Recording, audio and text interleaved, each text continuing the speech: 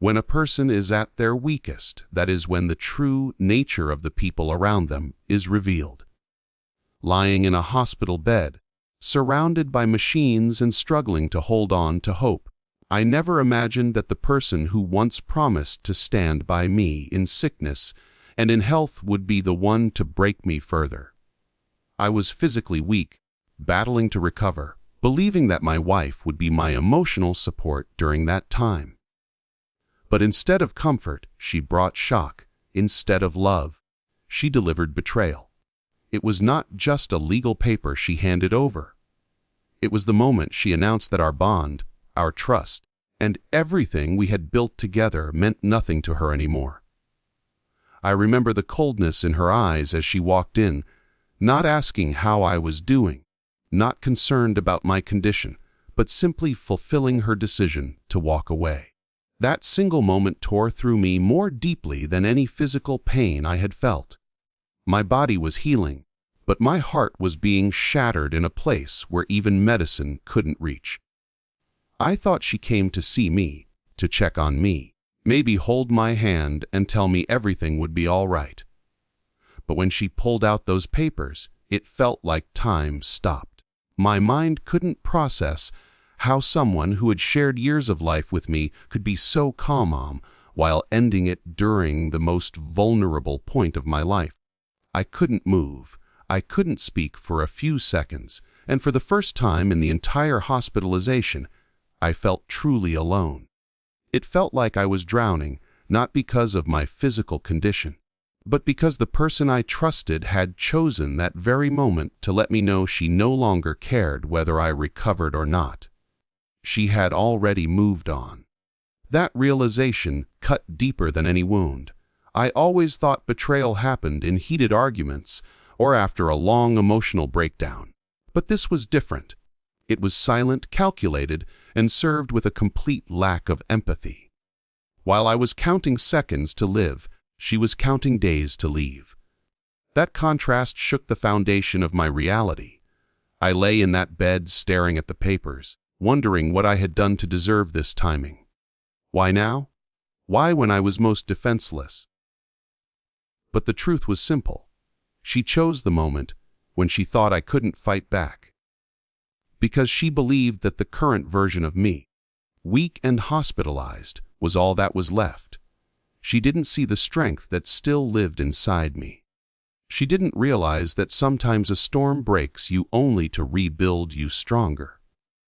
In that moment, between anger and heartbreak, I whispered to myself that this would not be the end of my story.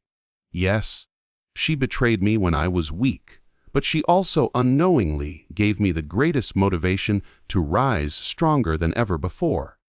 The moment I realized what had happened, a wave of emotional pain struck me so intensely that I felt as if all the strength inside me disappeared. Physical pain is something you expect in a hospital bed, but emotional pain like that, it was something I wasn't prepared for. The shock of seeing divorce papers while I was still dependent on machines for survival made me question everything about my life. My mind went blank for a while, and then suddenly it was flooded with memories.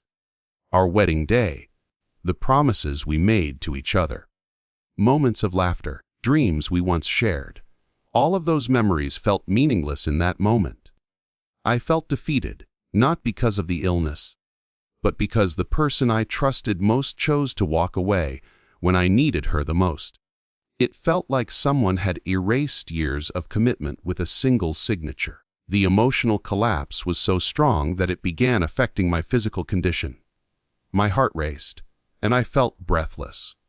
Nurses came rushing in, thinking it was a medical emergency, but the real emergency was inside my soul. I couldn't tell them what was wrong because the hurt was too deep to express in words.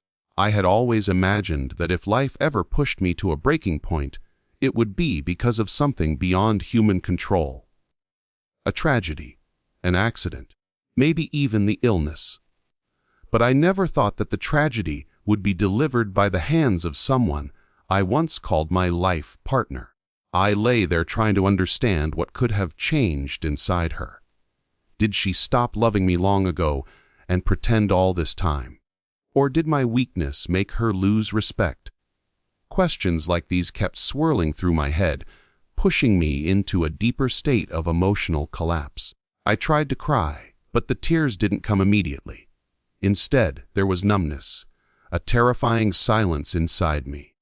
It felt as if every sound in the hospital faded, and all I could hear was the echo of betrayal. The trust I had given her with all my heart suddenly felt like a burden I was carrying alone. That night, I couldn't sleep. Every time I closed my eyes, I saw her expression while she handed me those papers. There was no remorse, no confusion, just a quiet certainty. That hurt more than anything else, because it showed that she had thought about this, prepared for this, and chosen to do it when I was least capable of defending myself. The shock turned into a deep ache that settled inside my chest, and for a moment, I truly believed that I was finished, not just as a husband, but as a person. I felt like I had lost my identity. I wasn't thinking about recovery anymore. I wasn't thinking about the future. But in that depth of emotional breakdown, a small voice inside me whispered that the pain meant I still cared, I still felt, and as long as I could feel, I still had something left inside me that could help me survive. That was the spark that would later grow into strength. But at that moment, all I could understand was that my life had been shattered and I would never be the same. In the silence that followed my emotional breakdown, I was faced with a crucial realization. This moment could either define me as someone broken forever, or it could become the spark that ignited a transformation. As I lay there, still weak and shaken, I understood that I stood at a crossroads. I could surrender to the pain, accept the betrayal as my fate, and let it consume me, or I could decide to rise from it, stronger than I had ever been. That understanding didn't come easily. It came through endless hours of staring at the ceiling, questioning my worth, and wondering how someone I loved could walk away so easily. But slowly, it began to make sense. People reveal their truth when you're at your weakest, and sometimes that truth is the greatest gift you receive, because it shows you who truly belongs in your life. I realized that her betrayal wasn't just an ending. It was a ruthless reset of my reality. She thought I wouldn't have the strength to fight back, that I would surrender quietly, because of my condition. What she didn't realize was that the very moment she chose to leave, she unknowingly gave me a reason to live and recover. Not for her, not to prove anything to the world, but for myself. I understood that if I survived this, I had the chance to rebuild not only my health, but my identity, self-respect, and purpose. This moment became a silent turning point. Not the kind filled with anger or revenge, but one filled with clarity. I didn't want to win against her. I wanted to win against the broken version of myself that she tried to leave behind. It became clear that pain was not my enemy. Pain was my compass. It was guiding me toward who I was meant to be. I started thinking about the future in a different way. Instead of asking, "Why did this happen to me?" I began asking, "What can I do with what happened?" That shift in mindset was the beginning of my rise. I remembered everything I had achieved before this, and I told myself if I once built a life that someone else could destroy, I could now build a life that no one could ever break again. The more I thought about it, the clearer it became. This betrayal was not my downfall. It was my awakening. I realized that I had spent so long giving love, commitment, and trust to someone who didn't value it. Now, it was time to give that same energy back to myself. I didn't want to chase the past or fix what was broken. Instead, I wanted to create a future where my strength would not be defined by who stood beside me, but by how I stood alone. And in that moment, in the quietness of the hospital room, lit only by a small lamp, I made a decision. Not to fight against her, but to fight for me. I would recover, I would rebuild, and I would rise, not for revenge, but for redemption.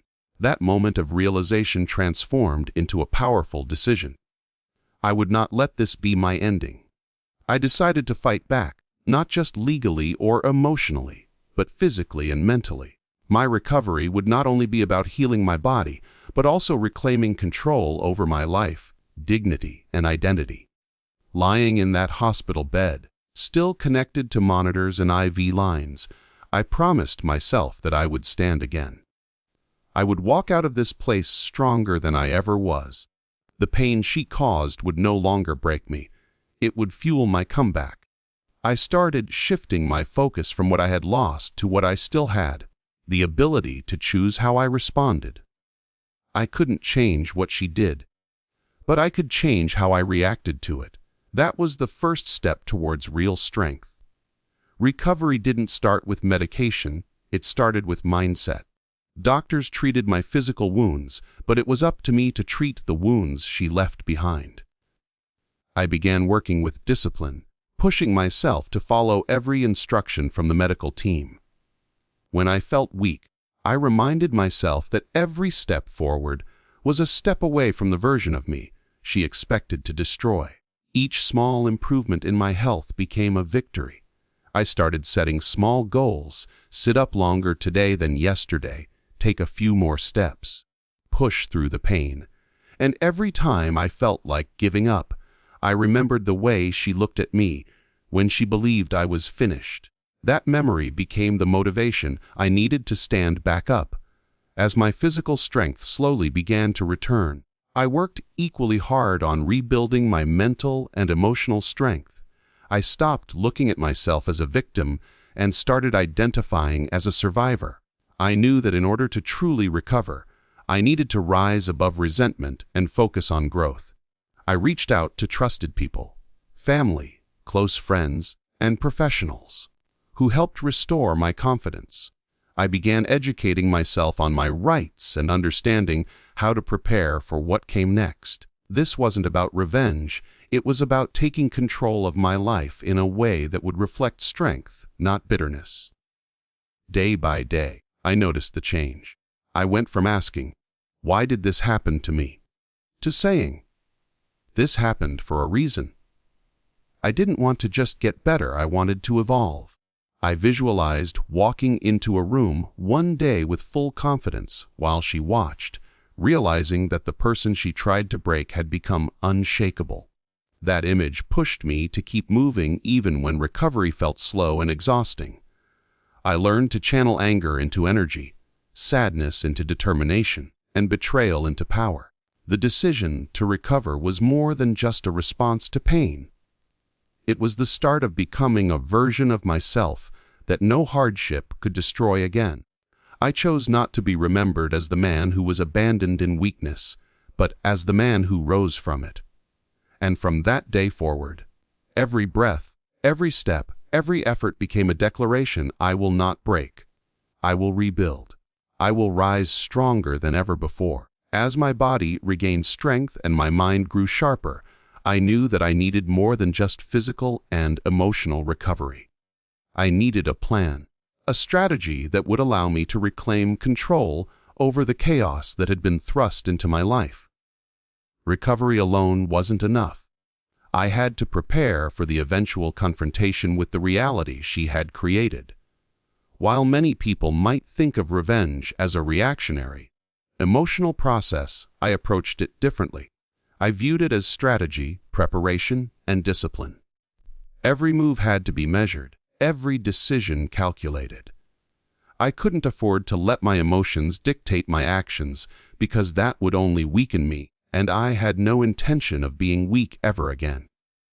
I started by gathering information quietly, observing her actions, understanding her patterns, and analyzing where she might have left gaps that I could use to rebuild my own life. I consulted with trusted advisors, lawyers, mentors, and friends who helped me see the situation from multiple perspectives. I wasn't looking to trap her or humiliate her. My goal was to reclaim what was mine: my dignity, my self-respect, and my future. Every piece of evidence I collected, every document I reviewed, was a building block in reconstructing the life she tried to dismantle. Planning became a way to channel all the frustration, pain, and anger I had felt during my collapse into something productive, something that gave me a sense of control over a situation that had previously felt uncontrollable. The process of strategic planning also required patience. I couldn't rush it.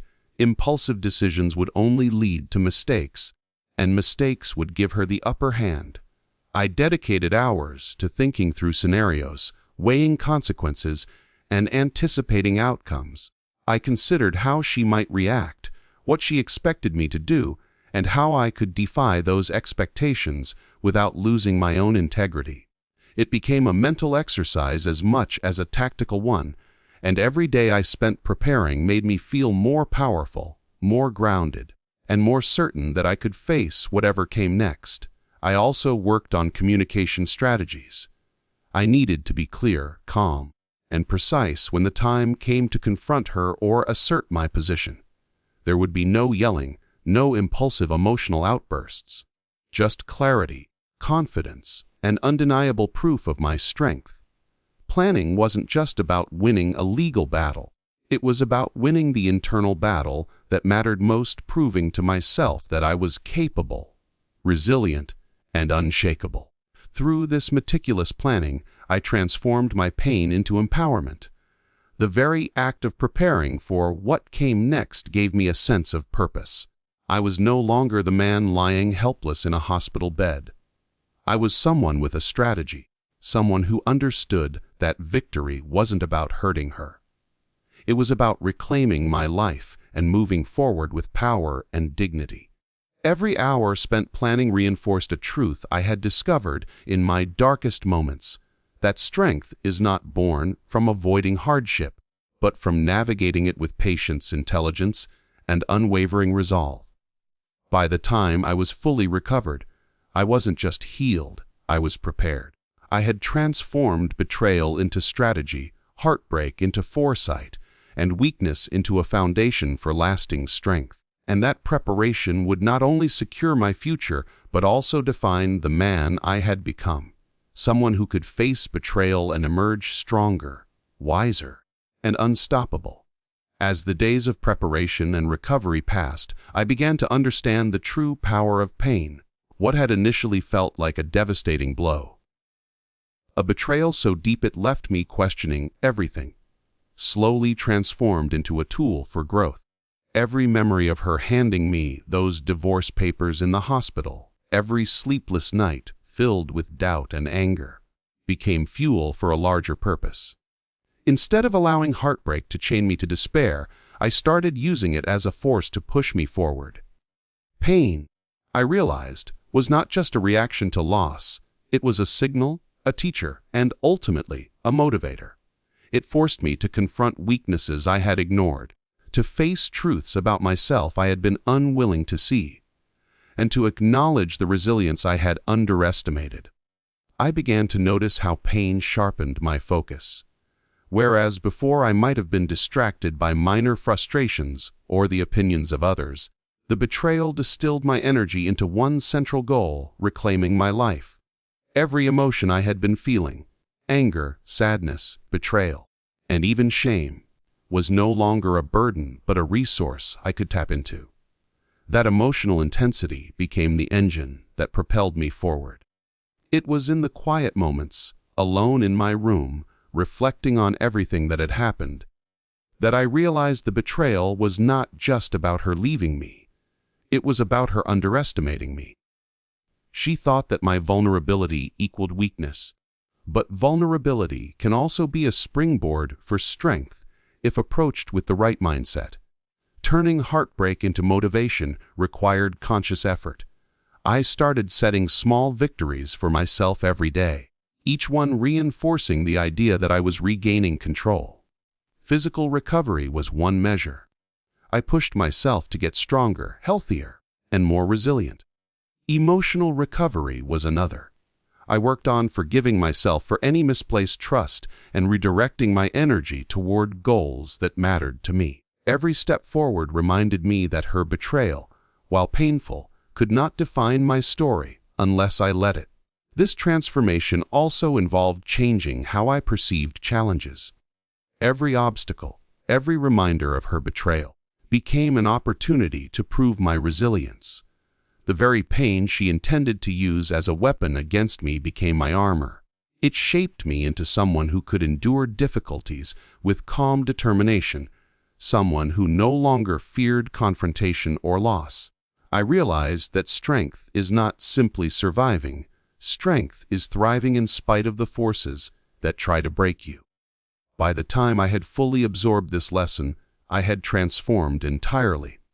I was no longer the man who had been shattered in a hospital bed. I was someone who could take every scar, every wound, and turn it into a foundation for growth. Pain had taught me to be disciplined, strategic, and unshakable. What once seemed like the end of my story had become the turning point for a life built on resilience, purpose, and unbreakable strength. And in that transformation, I found a profound truth: betrayal may wound you, but it can also awaken a power within you that you never knew existed. The day finally came when I knew I had to face her. Not as the broken, hospitalized man she had left behind, but as someone fully recovered, confident, and in control of his life. The thought of confronting her filled me with a strange mix of anticipation and calm. This was not about vengeance. It was about closure, about showing both myself and her that I had risen above the pain she had caused. I planned the encounter carefully, choosing a neutral place where the tension between us could exist without unnecessary theatrics. I wanted the moment to be powerful, not chaotic, because I had learned that true strength does not shout. It speaks quietly but with authority. Walking into that cafe, I felt every ounce of preparation I had put into my recovery and strategy settle into a profound sense of calm. I wasn't nervous, I wasn't angry, and I wasn't desperate. Every step I took was deliberate, and every breath reminded me of how far I had come.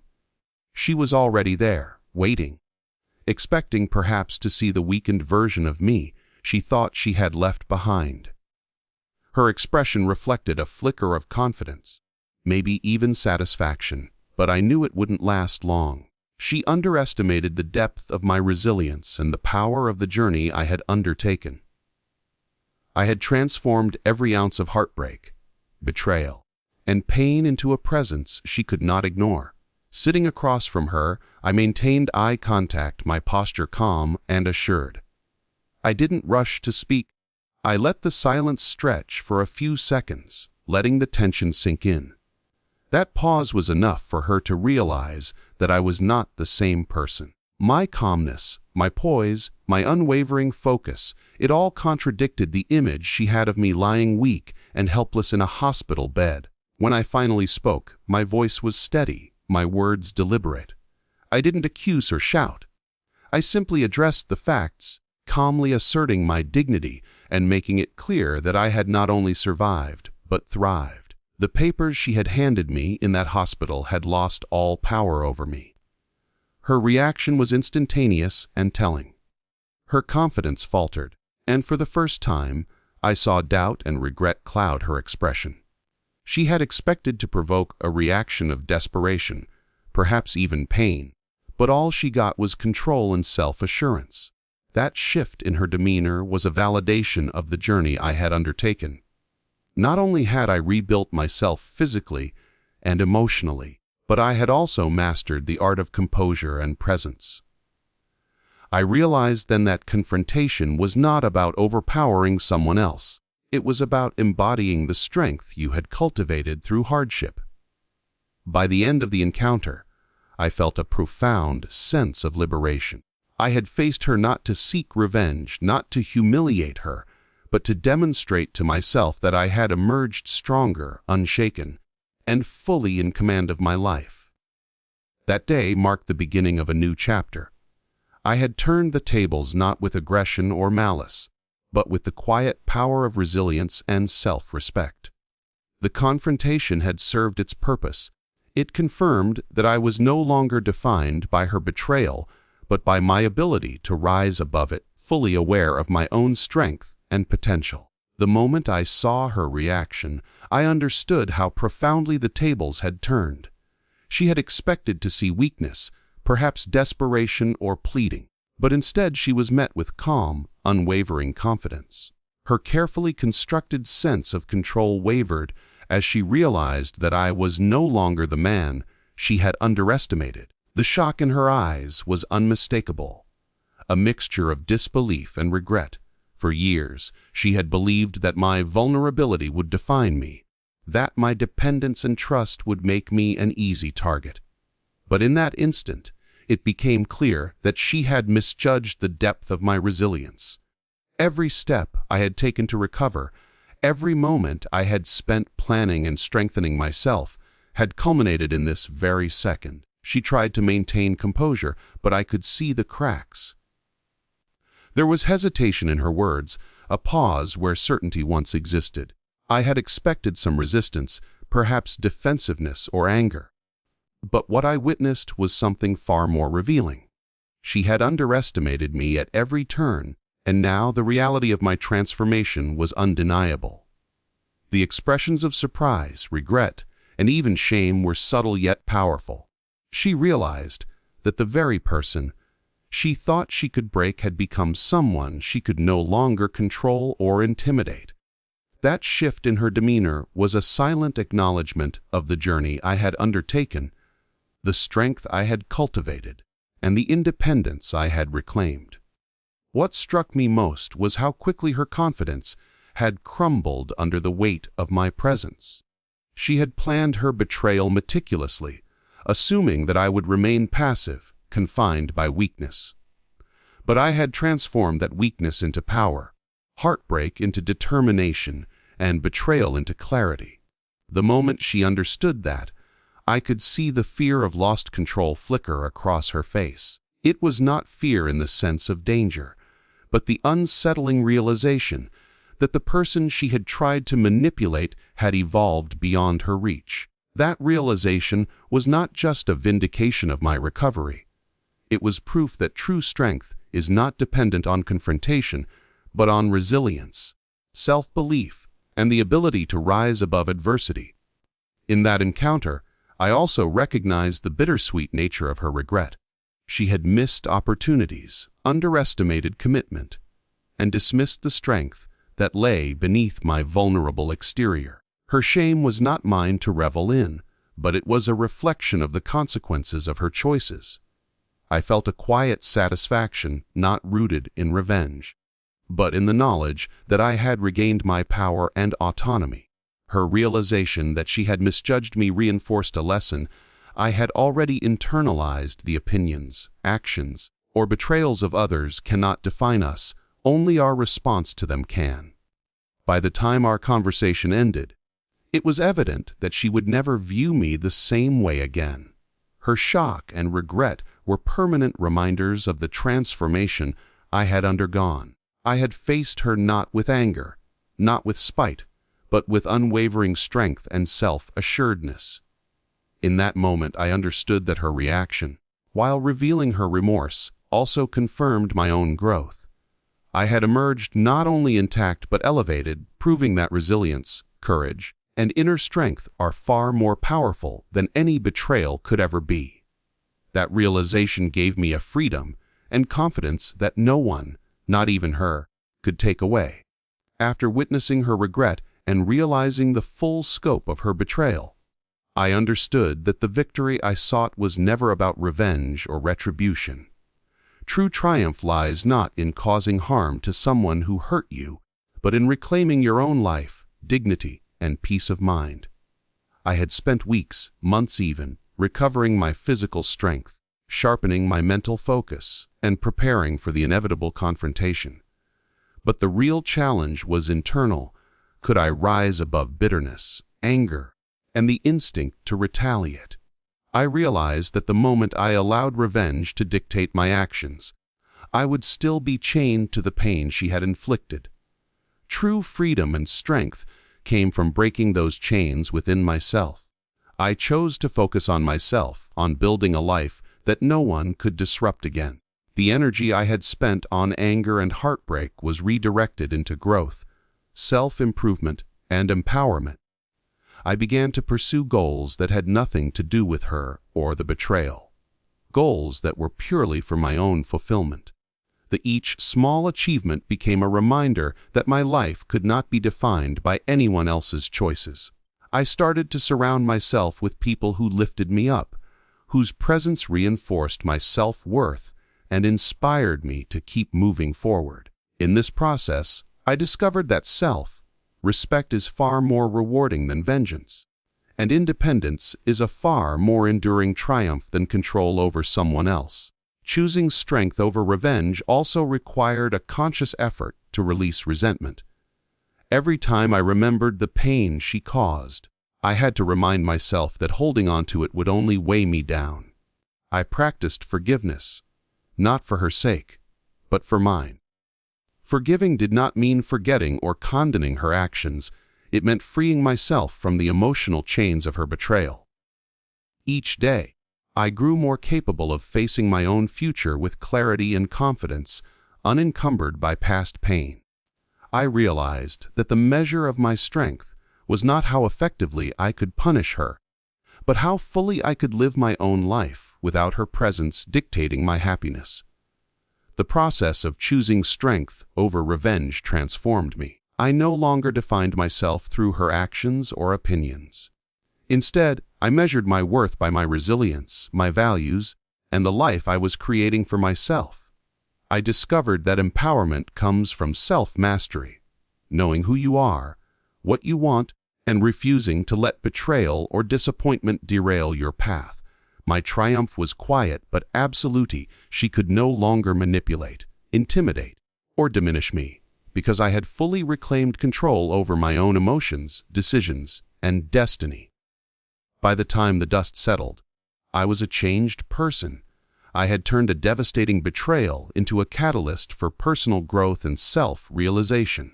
I had learned that victory is not in breaking others, but in breaking free from the limitations of pain and bitterness.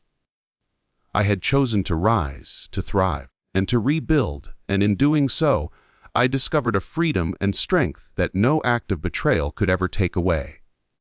My life was mine again, defined not by her actions, but by the courage, resilience, and dignity with which I faced them. As I reflect on everything that happened, the most important lesson I've learned is that betrayal and heartbreak, no matter how deep, do not have to define the rest of your life. Too often, people allow the actions of others to shape their identity, to dictate their sense of worth, or to limit their potential. I could have stayed broken, letting the betrayal of someone I once trusted determine how I saw myself. But I made a conscious choice to see this not as the end, but as the beginning of a new chapter. The realization that I had the power to shape my own story became the most liberating and transformative moment in my journey.